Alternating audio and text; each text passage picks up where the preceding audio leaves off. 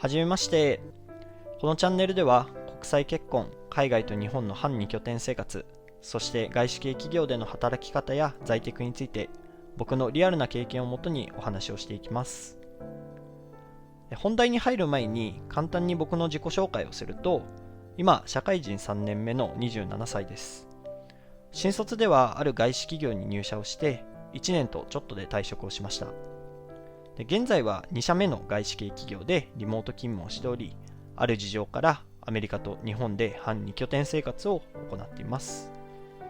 今回はですね、新卒で入社した外資系企業を1年で辞め、国際結婚した話について語っていこうかなと思います。はい。まずですね、新卒で入ったこの外資企業がどんな企業だったかというと、ある有名な外資の IT 企業です。ほとんどですね、新卒を採用していないっていう特徴がありまして、だいたい中途社員が全体の8割ほどの企業でした。で、僕はなんで内定をもらえたのかっていうのもちろん正確な理由はわからないんですけれども、学生時代体育会でスポーツをしていたことが、割と評価に響いたのかなと思っていて、で幸か不幸かですね、この外資企業に、新卒として入社をすることができました。よくこの話をすると、外資系企業に入社したっていうので優秀と勘違いされるんですけれども、実際全然僕自体仕事はできないです。で、僕1社目ではですね、特に仕事ができる厳しめの上司との2人の部署になぜか配属をされてしまって、本当に逃げ場がない状況で、もう精神的に病んでしまいました。で、ただですね、当時はせっかく入社した外資系企業を辞めるっていう決断がなかなか自分の中でできず、無意識に涙が止まらなくなるぐらい追い詰められながらも、なんとか粘ってやるって思いながら働いてたのを今でも覚えてます。じゃあなんで最終的に新卒1年で辞めたのかというと、それは今の妻と一緒にいるためです。で、実はですね、新卒で入社した時にすでにアメリカに住んでいる外国人の彼女と遠距離恋愛を5年間していました。で、彼女がですね、ある理由から当時アメリカを出国できない状態になってまして、僕が1社目で働いている状態だと1年のうち1ヶ月ぐらいしか会えない状態っていう風になってました。つまりですね、当時もう彼女か会社を選ばないといけない状態っていうところに、僕は追い込まれました。で、結果的にですね、彼女を選びました。でもちろんですね、当時会社を選ぶのか彼女を選ぶのかっていうところで、正直ものすごく悩みました。で、今この動画を見てくださってる人の中でも、新卒でですね、今の会社辞めたいけど履歴書に傷がついちゃうんじゃないかとか、あとは逃げ癖がついちゃうんじゃないかとか、あと次の仕事なかなか見つからないんじゃないかって悩んでる人たくさんいると思います。で、僕も実際同じことを思ってましたし、実際ですね、ものすごい葛藤して、割と長い間ですね、この決断っていうのは引き延ばしていました。じゃあなんで最終的に彼女を選んだかというと、結論どうしても彼女のことが忘れられなくて、ここで彼女を諦めたら一生後悔するなと思ったからです。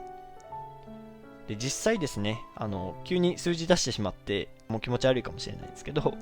企業はですね、日本だけでも約380万社あるみたいです。だから、待遇の良し悪しはあるとしても仕事は見つかるってなんとなく思ってましたし、一方でですね、当たり前ですけれども、僕の大好きな彼女っていうのは一人しかいないですし、彼女と別れるか真剣に考えていた当時ですね、彼女との思い出っていうのが急にですね、頭の中に、思い浮かんできて、とても胸が締め付けられるような、胸が苦しくなるような、そんな状態になっていたのを今でも覚えています。で、そんなこんなあったんですけれども、最終的に1社目をですね、1年とちょっとで辞めました。で、当時を思い返してみるとですね、結構周りの人にも、あの企業を辞めちゃうのもったいないなとか、次の仕事見つかるのかなみたいなプレッシャーをかけられていたのを今でも覚えてます。でもですね、結果的に現在の会社に無事落ち着くことができ、もともと彼女となるべく多く時間を過ごすことを前提に会社を辞めたので、現在働いている企業はフルリモートで働ける会社になります。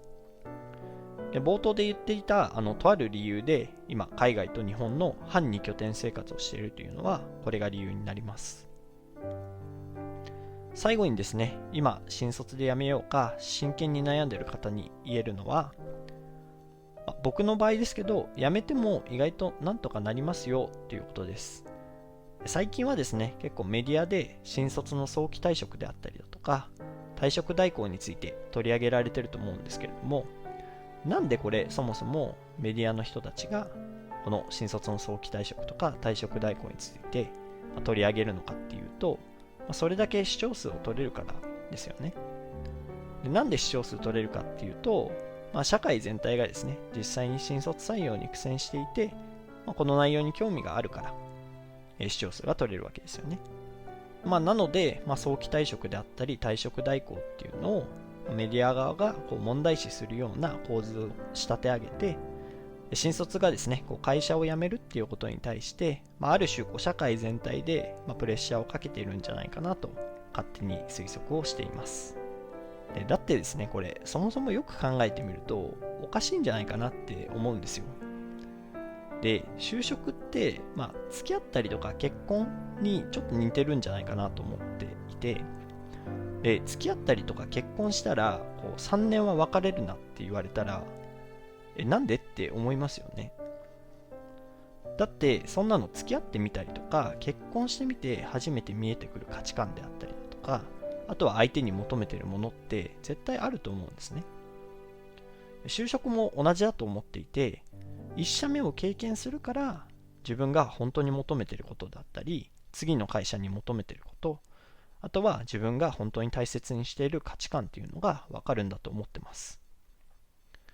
で、こうは言ったんですけれども、結論ですね、自分の人生以外には責任を取れないので、最後は視聴者の皆様が決断する話だと思うんですけれども、僕の話がですね、少しでも参考になってくれたりだとか、誰かの背中をですね、後押しするようなものになっていたらすごく嬉しいなと思います。こんな形でですね、このチャンネルでは外資系企業のリアルであったり、新卒就活、転職について、あと英語ができない状態から僕が外国人彼女を作った話であったり、国際遠距離恋愛をですね、どうやって5年間も成り立たせていたのかであったり、どうやってリモートワークをしながら海外との2拠点生活を成り立たせているのかなどについてゆるく発信をしていきたいと思います。もし今後もですね、そういった内容に興味があるなと思ったら、ぜひこの動画の高評価とチャンネル登録をよろしくお願いします。ではまたね。